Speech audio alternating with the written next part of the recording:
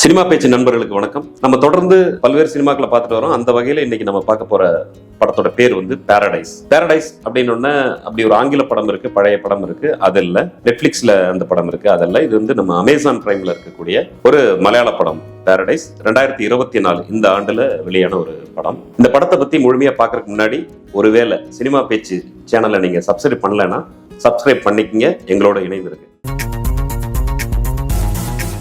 Paradise இது வந்து ஒரு மலையாள படமா இருந்தாலும் இதுல வந்து 3 மொழி பேசப்படுது. ஒன்று வந்து மலையாளம் பேசப்படுது, இன்னொன்று வந்து அதிகமான உரையாடல்கள்ல தமிழும் சிங்களமும் பேசப்படுது. இதோட கதை அப்படின்னு பார்த்துட்டோம்னா, இலங்கையில குறிப்பா போராட்டங்கள் நடந்த போது, குறிப்பா வந்து இன அழிப்புக்கு பிறகு உலகம் முழுக்க வந்து போராடும் மக்களுக்கு நம்பிக்கை அளிக்க அப்பப்போ வந்து எங்கேயாவது சில நம்பிக்கை துளிகள் வரும்.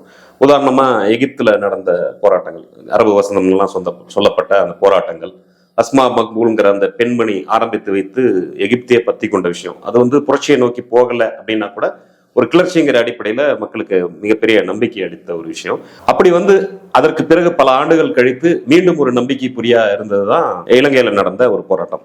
மிகப்பெரிய ஒரு இன வெறுப்பு அரசியல், 2 பக்கமா மக்கள் பிரிந்து நிக்கிற அளவுக்கு அரசியல் செய்ததுக்கு அப்புறம் உண்மையான பிரச்சனை என்னன்னு மக்கள் புரிந்து கொண்டு கைகோர்த்து நின்னாங்க. சிங்கள மக்களும் தமிழ் மக்களும் கைகோர்த்து இணைந்து நின்று தங்களுக்கு பிரச்சனையே வந்து இந்த அரசு ஆளும் வர்க்கத்துல கொடுக்கக்கூடிய தவறான பொருளாதார கொள்கைகளும் தவறான முடிவுகளும் யாருக்கு சாதகமா இருக்காங்கிறது புரிஞ்சுக்கிட்டு ஒட்டுமொத்தமா ஒரு போராட்டம் பண்ணாங்க. அதோட விளைவா வந்து சமூக ஊடகங்கள்ல நம்ம நிறைய பார்த்திருப்போம். சமூக ஊடகங்கள்ல குறிப்பா அந்த டைம்ல இன்ஸ்டாகிராம்ல வந்து அந்த நாட்டுடைய மிக உயரிய பொறுப்புல இருக்கிற அதிபர் வீட்டுக்குள்ளேயே போந்துட்டு சின்ன பின் இல்லையா, சார்ஜ் போட முடியலன்னு கேட்கிற அளவுக்கான சுச்சுவேஷன்லாம் வந்துச்சு. அந்த சுச்சுவேஷன் தொடங்கக்கூடிய ஒரு காலகட்டம் இருக்குல்ல, மக்களுடைய கொந்தளிப்பான ஒரு காலகட்டத்துல இலங்கைக்கு டூரு போறாங்க இந்தியாவை சேர்ந்த குறிப்பா மலையாளிகளான தம்பதியர். ஏன் அவங்க ஒரு பிரச்சனைக்குரிய நேரத்துல அங்க போறாங்க அப்படிங்கிறது அந்த படத்துல அந்த கதாபாத்திரங்களின் உரையாடலின் வழியாகவே அதை வந்து நமக்கு சொல்றாங்க.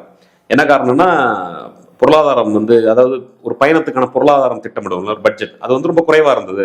ஒரு சிக்கலான காலகட்டம்ங்கிறதுனால அங்க நமக்கு விசா மற்ற விஷயங்கள்லாம் ரொம்ப கம்மியா இருந்தது. அதனால நம்ம இதை நீ செலக்ட் பண்ண அப்படின்னு அந்த மனைவி வந்து கணவனை சொல்வதாக வருது. இப்போ இந்த இருவரையும் வந்து ஒரு டிரைவர் கம் டூரிஸ்ட் கைடு இவங்களை வந்து இலங்கையை சுத்தி காட்டுறதுக்காக ஒரு ரெசார்ட்ல இவங்க தங்குறதுக்கான இடத்துக்கு கூட்டிட்டு போறாங்க. வழியெங்கிலும் குட்டி குட்டியா நல்ல அருமையான வசனங்களோடவும் காட்சியினோடவும் அரசியல் பேசப்படுது.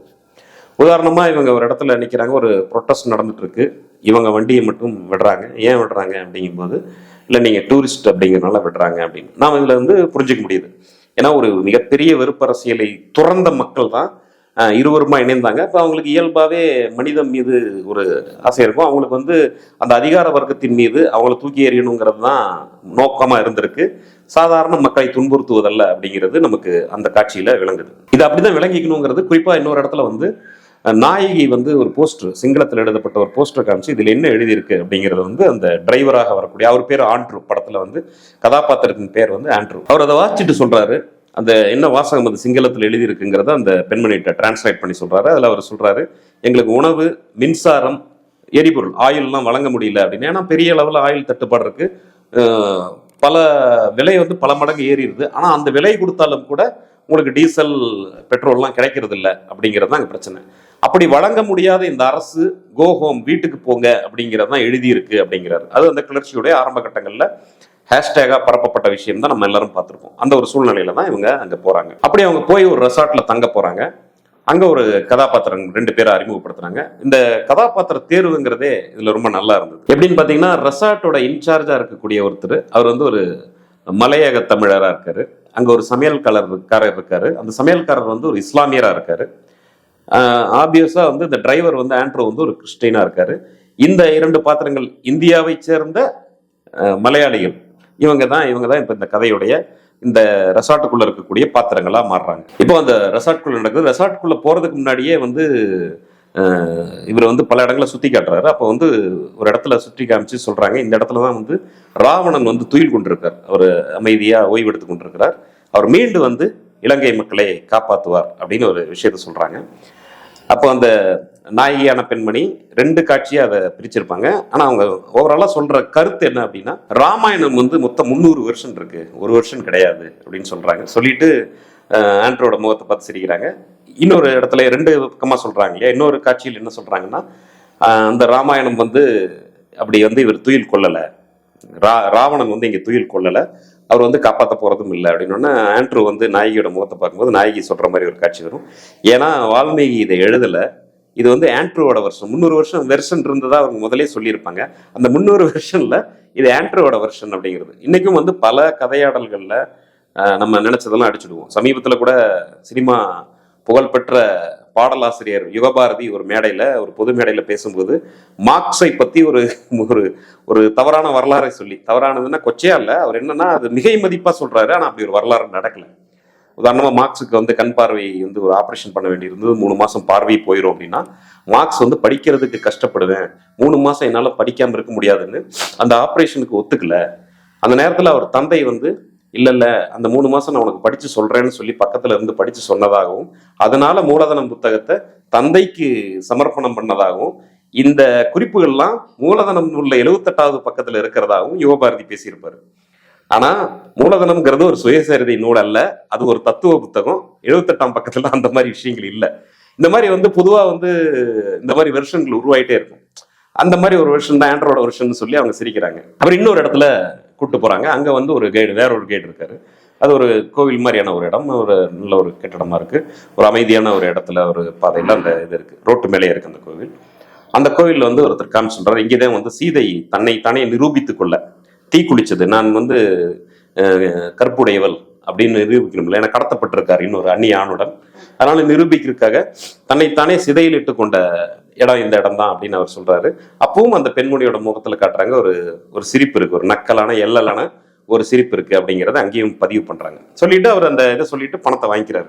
பணத்தை வாங்கும்போது சொல்றாரு, நீங்க டாலராகவோ இந்தியன் மணியாகவோ அல்லது இலங்கை மணியா எதா இருந்தாலும் கொடுங்க அப்படின்னு சொல்லி வாங்கிக்கிற மாதிரி அந்த காட்சி முடியுது. நான் ஆரம்பிக்கும் போது சொன்ன மாதிரியே பாருங்க, இந்த ஒவ்வொரு உரையாடல்லையும் மிக அழுத்தமான ஆழமான பல அரசியல்கள் இருக்கு. ராவணன் துயில் கொண்டிருக்கிறார் வருவாருங்கிறதோ, அல்லது சீத்தை தன்னைத்தானே தீக்குளித்து கொண்டு நிரூபித்தாள்ங்கிற விஷயங்களை அந்த பெண் எல்லோடு கடப்பதோ, ஆண்ட்ரோவோட வெர்ஷன், அது குறிப்பா ஆண்ட்ரோங்கிறதை பொதுவா ஆண்கள் மீதான விஷயமா கூட வச்சுக்கலாம். பல இடங்கள்ல ஆண்ட்ரோ அல்லது மற்ற ஆண்கள் சீத்தை அல்லது ராமாயணம் பற்றின ஒரு வெர்ஷனை ஆண் தன்னுடைய பார்வையிலிருந்து சொல்லுவாங்கிறத அந்த பெண் எள்ளி நகையாடுற விஷயத்திலையும் அதை வந்து காட்சியாகவும் உரையாடலாகவும் நமக்கு பதிவு செஞ்சுட்டே வராங்க இயக்குனர். ஏற்கனவே சொன்ன மாதிரி அந்த ரெசார்ட்டுக்குள்ள வந்துட்டாங்க.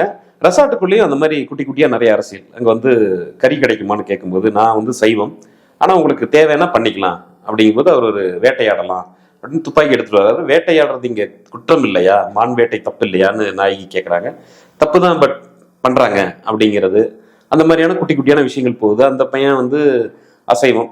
அப்புறம் அந்த மானை அந்த பெண் காப்பாற்றுறது, அந்த மானை பார்த்துட்டு மறுபடியும் வர்றது அப்படிங்கிறதுலாம் வந்து இப்போ ராமாயண கதையில வந்த அந்த மாயமானுடைய ஒரு ஒத்த விஷயமா இருக்கும். ஆனா இங்க அது மாயமானலாம் இல்லை. ஏன்னா வந்து காட்சிப்படுத்தல எல்லாருக்குமே பார்வையில இது தெரியுது, எல்லாருமே பாக்குறாங்க அப்படிங்கிறனால அது ஒரு குறியீடா காமிச்சிருக்கலாமே தவிர மாயமானலாம் இல்லை. அது ஒரிஜினலா எல்லாருக்கும் தெரியறதா தான் அந்த காட்சிகள் போகுது. இப்போ அந்த மான் வேட்டை அது நடக்கல, அந்த மான் வந்து நாயகி வந்து காப்பாத்திடுறாங்க. இப்போ வந்துடுறாங்க, தன்னுடைய இரவு உணவெல்லாம் முடிச்சுட்டு ஒரு மகிழ்ச்சியான ஒரு மாலை பொழுதா இருக்கு. ஏன் மகிழ்ச்சியான மாலை பொழுதா இருக்குன்னா, இவங்க வரும்போதே ஒரு உரையாடல் நடக்குது, இவங்களுக்கு ஒரு ப்ராஜெக்டுக்காக காத்துட்டு இருக்காங்க. அந்த ப்ராஜெக்ட் வந்துட்டா இவங்க இன்னும் வந்து தன்னுடைய செல்வத்திலையும் மற்ற விஷயங்களையும் இன்னும் கொஞ்சம் மேலே போக முடியும் அப்படிங்கிறது. அந்த ப்ராஜெக்ட் ஓகே இருக்கு. மகிழ்ச்சியான ஒரு மனநிலையோட அந்த இரவை வந்து கழிக்க தயாராகிறாங்க. அங்கதான் ஒரு ட்விஸ்ட். அவங்கள வந்து ஒரு 3-4 பேர் வந்து கத்தியோட காமிச்சு அவங்க வீட்டில் இருக்கக்கூடிய லேப்டாப், செல்போன், ஐபேட் இதெல்லாம் வந்து களவாடிட்டு போயிடுறாங்க. என்ன சந்தேகம் வருதுன்னா, உள்ள ஜன்னல் சாத்தி இருக்கா இல்லையா, உள்ள இருக்கிற ஜன்னல் திறந்திருந்ததுன்னா உள்ள இருக்கிற ஆட்களையே அவங்க வந்து யாராவது உதவி இருக்கலாம் அப்படிங்கிற விஷயமெல்லாம் குழப்பமாகுது. நாயகி வந்து மாலை வேலையில மான்கள் மற்றும் அந்த இயற்கையெல்லாம் வந்து அந்த ஜன்னல் வழியா பார்த்துட்டு இருந்ததா ஒரு விஷயம் வந்து நாயகனுக்கு ஞாபகம் வரும்போது அவங்க கேட்கறாங்க, நீ சாத்திட்டு இல்லையேன்னு. அவங்க சாத்திட்டேன்னு ஒரு உறுதித்தன்மை இல்லாமையும் சொல்றாங்க.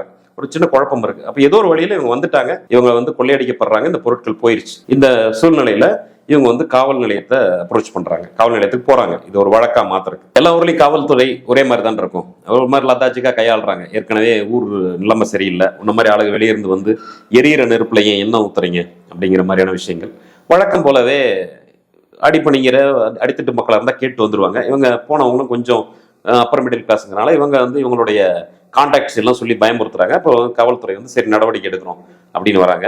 நம்ம இதுக்கு முன்னாடி வந்த தமிழ் சினிமா விசாரணை நினைவுபடுத்துகிற ஒரு சின்ன எபிசோடு ஒன்று. அதாவது அங்கே என்ன, பக்கத்தில் இருக்கிற மலையக தமிழர்களில் கொஞ்சம் பேத்தை பிடிச்சிட்டு வந்து, ஒரு 4-5 பேத்தை பிடிச்சிட்டு வந்து இவங்க தான் குற்றவாளிகள் அப்படின்னு ஒத்துக்க வைக்க அடிக்கிறாங்க. அப்பவும் நாயகிக்கும் நாயகனுக்கும் ஒரு கான்ஃபிளிக்ட் இருந்துட்டு இருக்கு. நாயகி வந்து எனக்கு தெரியல, இவங்க தானான்னு உறுதியா தெரியல அப்படிங்கிறாங்க. காட்சியாகவும் அப்படித்தான் இருக்கும். ஏன்னா கொள்ளையடிக்கும் போது முகமூடி போட்டுட்டு தான் வராங்க, கர்ச்சிப் கட்டிட்டு. ஆனா நாயகன் வந்து உறுதியா இவர்கள் தான் அப்படின்னு சொல்லிடுறான். அதுலயே அவங்களுக்கு ஒரு முரண் இருக்கும். அது காட்சியா 2 பேர்த்தோடைய ஃபேஸ் எக்ஸ்பிரஷன்ல நல்லா பதிவு வச்சிருக்காங்க. சிறப்பா 2 பேரும் அந்த இடத்துல நடிச்சிருக்காங்க. என்ன சொல்லணுங்கிற வார்த்தையை அந்த பெண்மணி வார்த்தையா பேசாம முகத்திலே காட்டியிருப்பாங்க. அந்த காவல்துறை அதிகாரி உடனே இவங்களை வந்து ரொம்ப டார்ச்சர் பண்ணி இவங்களை ஒத்துக்க வைக்கிறார். காவல்துறை அதிகாரியா நடித்திருக்கிறவர் சிங்கள ஆக்டர் போல இருக்கு. மிக அற்புதமான ஒரு நடிகராக சிறப்பா பண்ணியிருக்காரு. அந்த காட்சியை மிக நேர்த்தியா நடிச்சிருக்காரு.